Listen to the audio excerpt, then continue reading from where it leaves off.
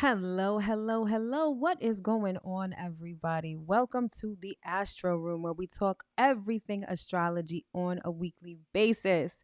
I am your host, Mel, and your new favorite astrologer here at Divine Feminine Works, where I help people unlock their divinity and discover their magic. So if you are new to the channel, welcome. And as always, if you are returning, welcome back.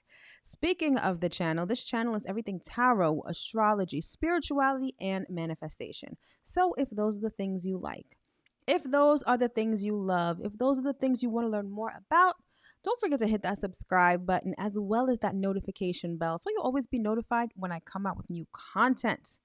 All right, so welcome to another edition of the weekly Astro Forecast, and this is for the week of February 6th through 12th, 2023. All right, my friends.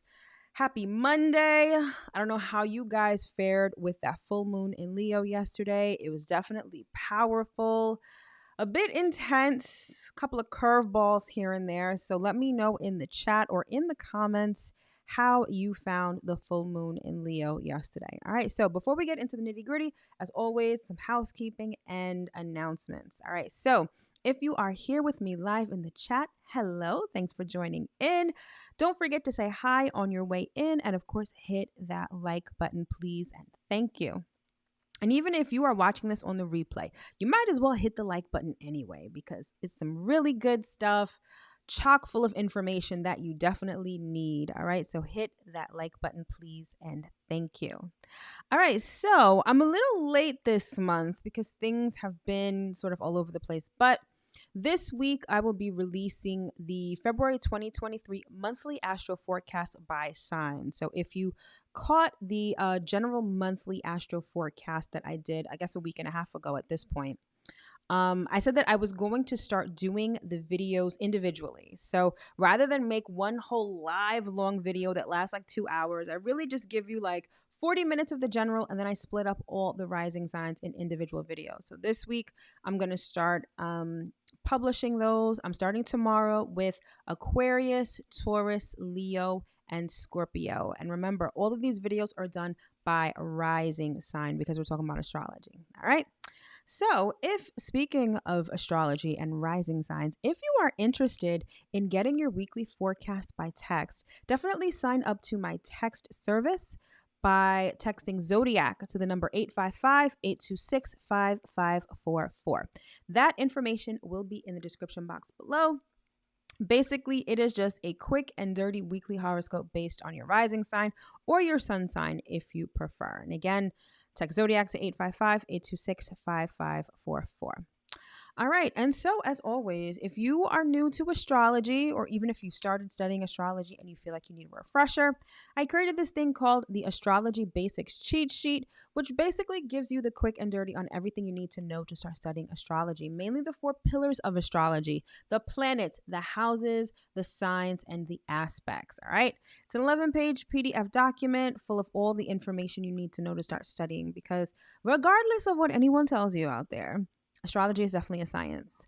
And like any good science, requires a good deal of study. So in order to get you on the right path, on the right foot, I created this cheat sheet, which you can cop for free. Link is in the description box below.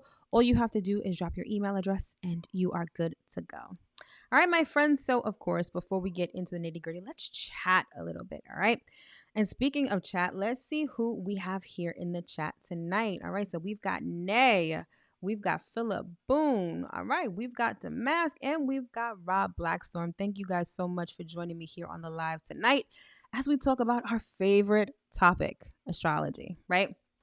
So, as I alluded to before, we had that full moon in Leo yesterday. And the whole point of that full moon was all about following your heart. It's about finding your passion. For some, it was about finding your purpose. Now, because of the way that the astrology was set up, I feel like many people were surprised by what came up, okay? And surprised by what issues they may have faced. Or for some, it could have been even like somewhat of an identity crisis, right? Because the axis that the full moon was going down on was Leo and Aquarius. And it all has to do with identity, right? Leo is how you identify as an individual. It's all about following your heart, being courageous enough to follow your heart. Whereas Aquarius reminds us that we're part of a greater collective and that we're part of a group. And at times, depending on what our interests are or what wavelength we're on, we may identify more as part of a group than as an individual. And so this full moon likely illuminated that imbalance along that axis, wherever you fall on that spectrum. And I feel like some people may have been surprised at sort of what they discovered, or surprised at sort of how they've been identifying themselves. So it's definitely, I mean, like most full moons, it's definitely eye opening, right? It's eye opening, it's illuminating. It's a chance for you to really see where you're at. And in seeing where you're at, you can definitely make changes to get to where you want to be. So hopefully, y'all did your rituals, you had a good day, and we're starting this new week on a good foot. So, speaking of this week, the energy of this week, we're going to be experiencing a bit of a shift in two different regards. Number one, Mercury is getting ready to shift signs. Actually, by the end of the week, it will make its way into Aquarius. So, because Mercury is one of the faster moving planets apart from the moon, we feel those energy shifts very personally, on a very personal level. So, that shift from Capricorn to Aquarius can very much be felt because it's almost like two very different type of energies. All right. So that's one way we're shifting energies this week. The other way is in the transit of the moon, basically the phases of the moon, or the phase of the moon, I should say, that we're experiencing this week. So we're just fresh off the heels of that full moon in Leo yesterday. So the full moon is the culmination. The full moon was actually the halfway point in the lunar cycle. So we're halfway through the lunar cycle and everything is lit up. We're seeing things for what they are. We're getting enlightenment. We're seeing where we need to make changes in our lives. And now, especially this week, the moon is going to be in the waning phase. And the waning phase is when we get rid of what we no longer need. So I want you to think about what was illuminated at that full moon yesterday. It's going to show you a lot about yourself, perhaps your relationships, your way of thinking, what's in your heart. And use the energy of the moon this week to get rid of any bad habits, to get rid of any clutter, whether it's physical clutter or emotional clutter. And you may have to do some reevaluating when it comes to who you have around you, right? Because this week the moon is going to be in Virgo, Libra, and Scorpio. So Virgo is all about cleaning and organizing. This is what I was talking about, removing clutter, right? Then you have Libra, which is all about the people that we have around us. It's about our relationships. So maybe certain people may not vibe with where your heart is at. Certain people may not vibe with where you're vibing. So it may be time to reevaluate those relationships.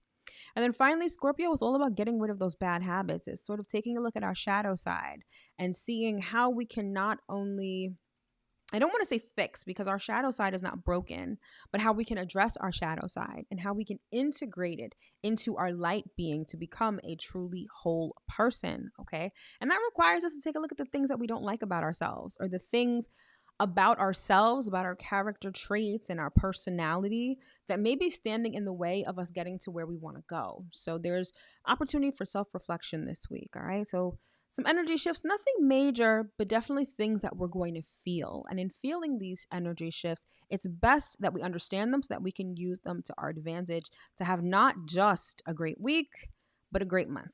All right. So let's get into the nitty-gritty and see what we've got for this week.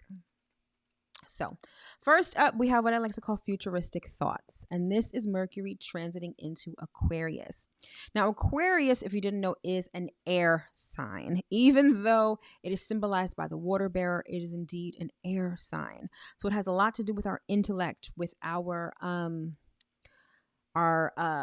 intellect, our communication style, right? Our thoughts, our ideas, being able to brainstorm and think of a master plan.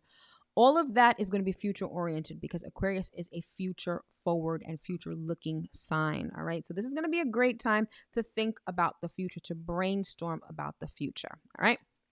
Then we have what I like to call creativity and chaos. And this has to do with the transits that Mercury is making this week. So first off, Mercury is going to be sextile to Neptune. And this is going to be all about creativity, psychic abilities. This is the creativity part of creativity and chaos. All right.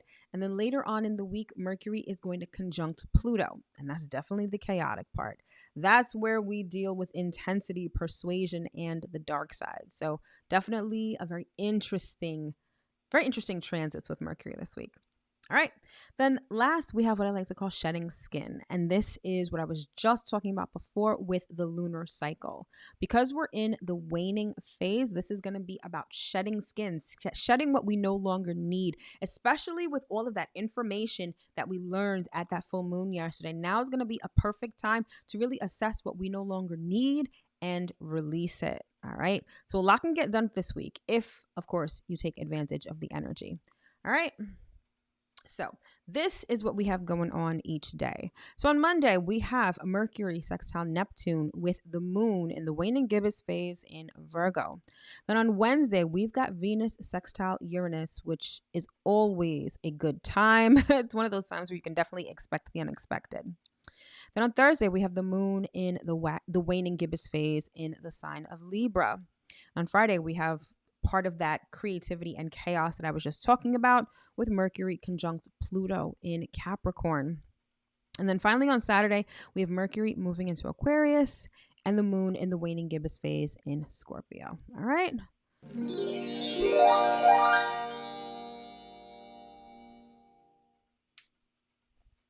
All right, so today we've got, hold on, let me take a look at my notes. We've got Mercury sextile Neptune. You'll see Mercury at the right-hand part of the chart with Neptune at the upper right-hand part of the chart, and the moon moving into organizational Virgo. And you'll see that at the bottom left-hand portion of the chart. All right, so Mercury sextile Neptune is great for creativity. It's almost like there's this energy of creativity in the ethers, right? And all you have to do is just grab it, especially if you're someone who's already inclined to being creative. It's like this is the perfect transit for creative writing, for any sort of creative endeavor like music, like film, like dance. It's great energy to just create something new and unique, okay? There's also this element of healing, okay? Because Neptune is in Pisces, and that Piscean energy can be very akin to healing, especially on a spiritual level. So there's something about your communication style, something about your words that can be very soothing and healing.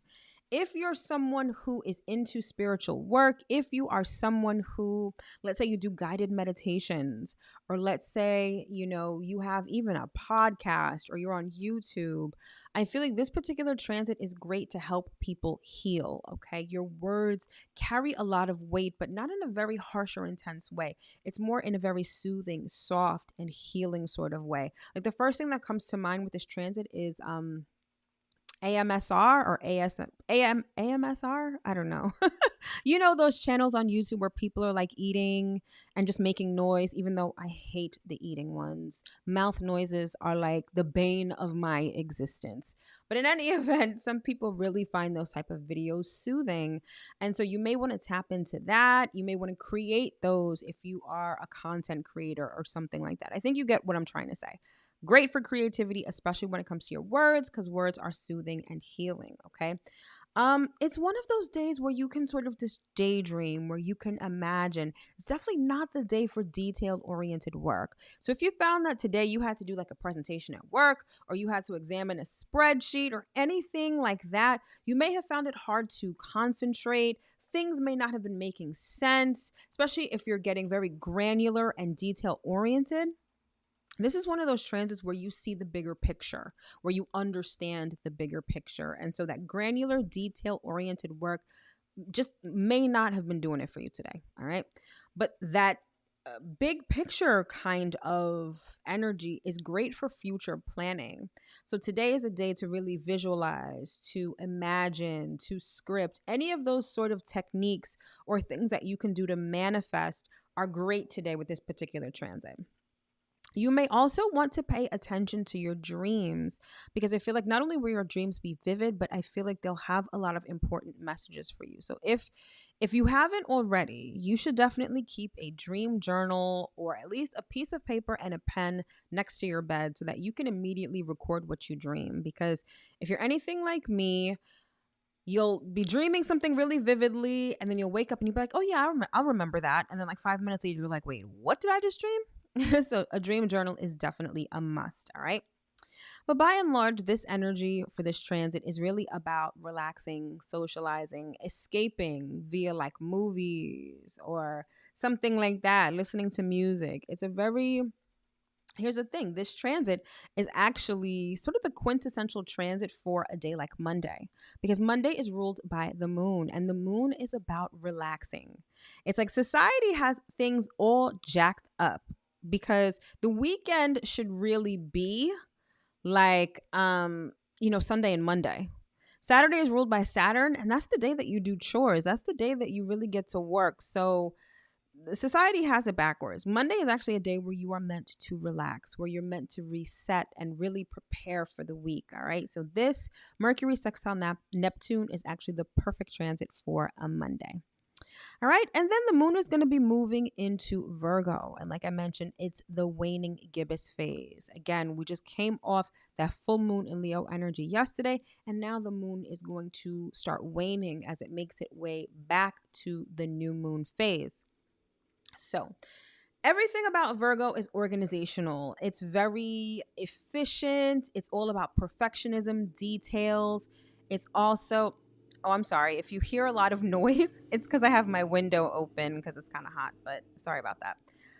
So it's all about organizing. It's all about compartmentalizing. It's about cleaning up. I'm sure you're very familiar with that Virgo energy. People love it or hate it, for better or for worse. But it's great because it allows us to perfect things.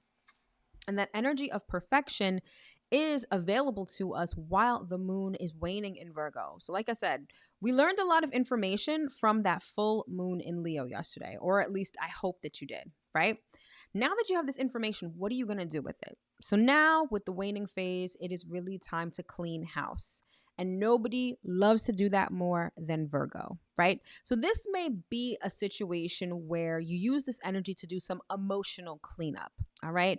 Or maybe it's cleanup physically of your home. It all depends on where all of this astrology is going down in your natal chart. But it's important that you assess what you have, what you're holding on to, and decide whether it stays or goes. It's like having two piles, right? The pile that stays, the pile that goes, and Virgo just likes to neatly organize and categorize everything. So many of us during this time, for the next couple of days, are going to be doing this with our emotions, doing this with our friend groups, doing this with our relationships, right? I'm not saying that many of us are going to be doing this, but the energy is going to be available to you to do this. So definitely take advantage of it. All right, so let's keep it moving.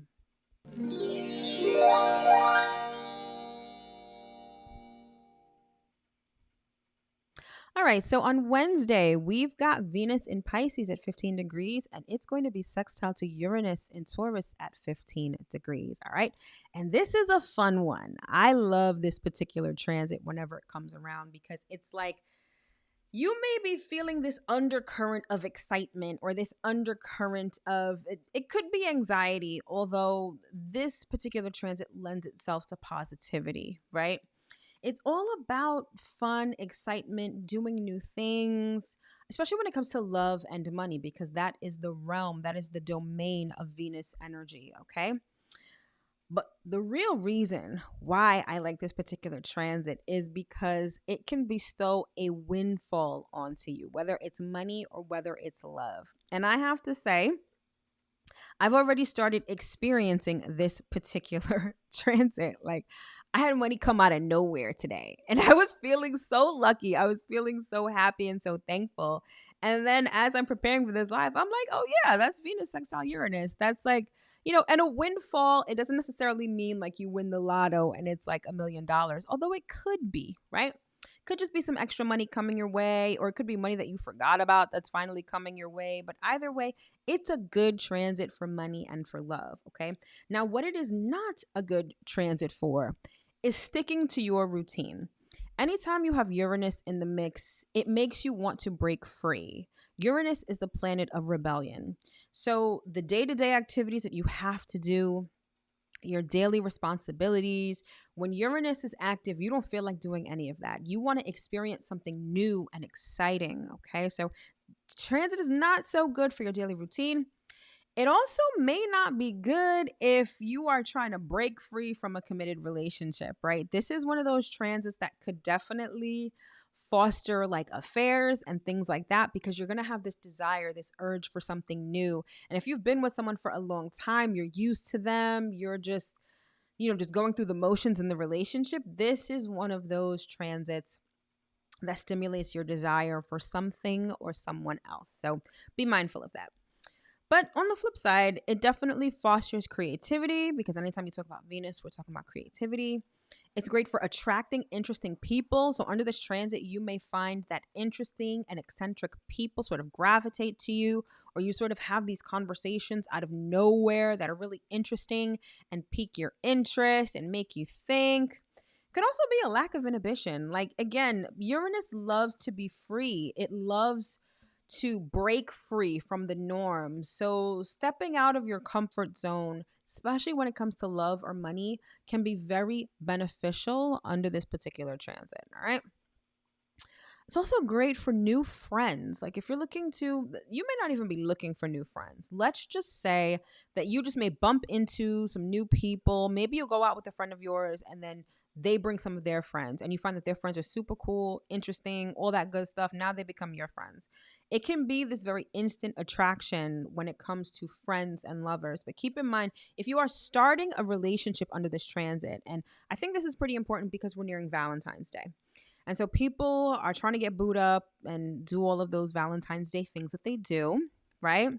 So you may find that you bump into someone over this next week and it's like, all right, this particular transit is great for an instant fling, that instant chemistry, but definitely not long lasting unless the two people intend for it to last long. If you are intentional about keeping that flame going, then it'll continue.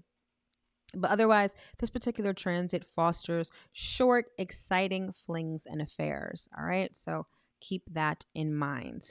And with that, let's keep it moving.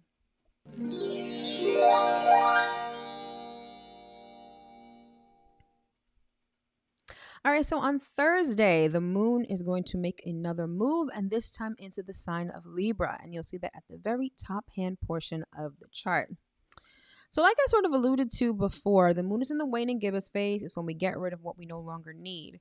Now, because Libra is the sign of relationships, the sign of the other, the sign of balance and fairness, it's kind of safe to say that the moon in the waning gibbous phase in Libra is really about trimming the fat when it comes to the people that you have around you, right? Especially with this full moon in Leo energy that we're still feeling, okay? Just because the full moon happened yesterday or even last week, it doesn't mean that we still don't feel the energy. With all of that energy about following our heart and our heart's truest desires, you may realize that some of the people around you just aren't on the same wavelength. Or maybe there have been people that you've neglected, that maybe you put in the friend zone, that maybe you haven't reached out to in a long time, that really vibe with you, that are really on that same wavelength. It's up to you to discern who's with Leo. In Libra is really about assessing those relationships, seeing if they make sense. Most importantly, do they align with your heart's truest desires? Are these people that can be loyal to you, right? Because Leo is very much a sign of loyalty. Can you be loyal to them? Do these relationships make rational sense? All of these questions are kind of the things that may come up while the moon is in Libra. And so sometimes you just realize that, well, let me say this. I know I had a group of friends who I loved and I still love to this day. But I realized that the only thing that we had in common was like partying. We would party a lot, so we would see each other a lot. But then when we got older and we stopped partying, it was like I realized I didn't have much in common with them, like apart from the fact that we used to like to get fucked up in the club. And after a while, I kind of just had to slowly remove myself because I was like, this doesn't vibe with where I'm at or even where I'm trying to go. Like, these are great beautiful, successful women. Let me just say that. Like, these are top tier women. But we just didn't have the same interests. We didn't have the same values when it came to certain things. And I figured that out as time went on and as I got older, right? And so that's sort of how this waning gibbous moon in Libra works. Sort of assessing our relationships and whether they make sense for us right now. And because the sun is in Aquarius, and Aquarius is a future looking sign. Do those relationships make sense for where you want to go? For the future that you want to create for yourself, do these relationships make sense mentally and emotionally? So that's what you can do with that energy of the waning gibbous moon in Libra. All right, let's keep it moving.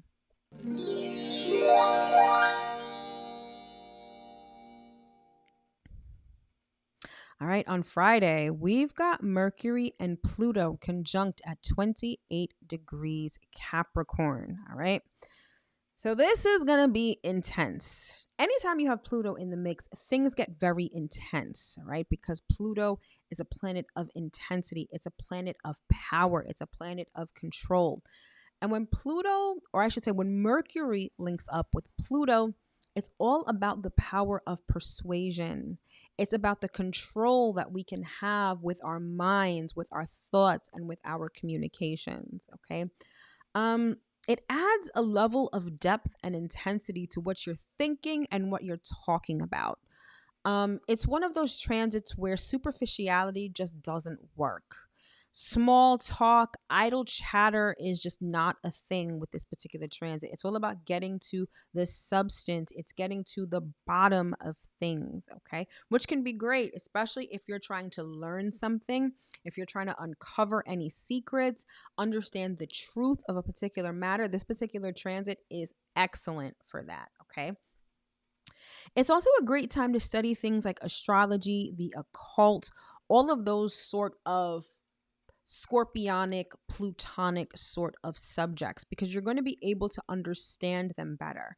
Remember, I just said this particular transit adds depth and intensity to your thoughts and your communication. So it allows you to understand those things. It also allows you to understand the evils of the world. It also allows you to understand criminal activity a little better. So this is also one of those transits where criminality and things like that can definitely thrive.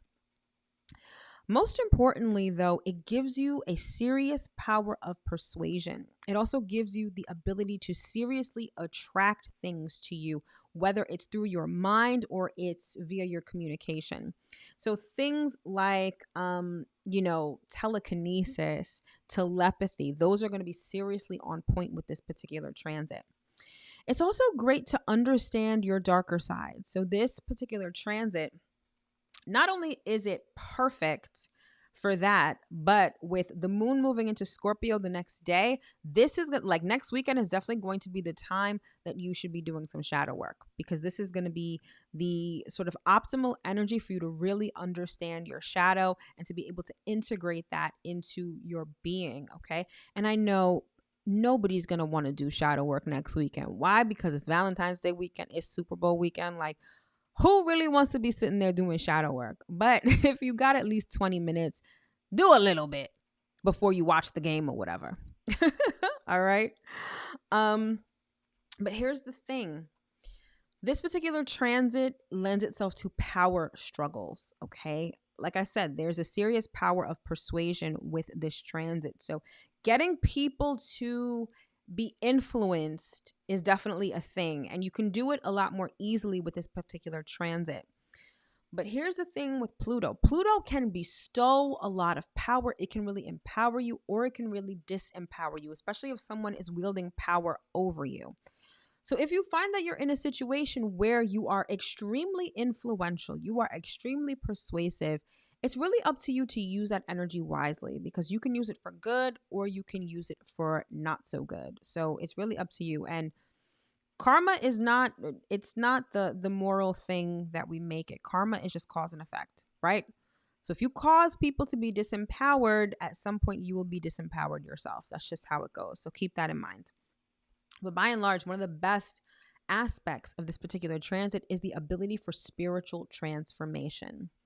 and spiritual transformation that you can really apply in your everyday life, because Mercury and Pluto are both in Capricorn. So Capricorn energy is very practical, it's down to earth, but it's also success driven, it's also career oriented. So if you are looking to change the trajectory of your career, if you're looking to enhance your public status, enhance your reputation, enhance your business or anything like that, you're going to want, even though you want to watch the game or even though you want to go hang out with your boo, you're going to want to spend some time doing that spiritual inner work, because that's where everything begins. That's how you create your reality. And with this particular transit, you have that energy. It's almost like you're holding that energy in the palm of your hand. And then you can use it for whatever you want to, especially when it comes to career and like business or your reputation, all of that stuff. So do the work and you'll definitely see the results. But again, a very, very powerful transit. All right, let's keep it moving.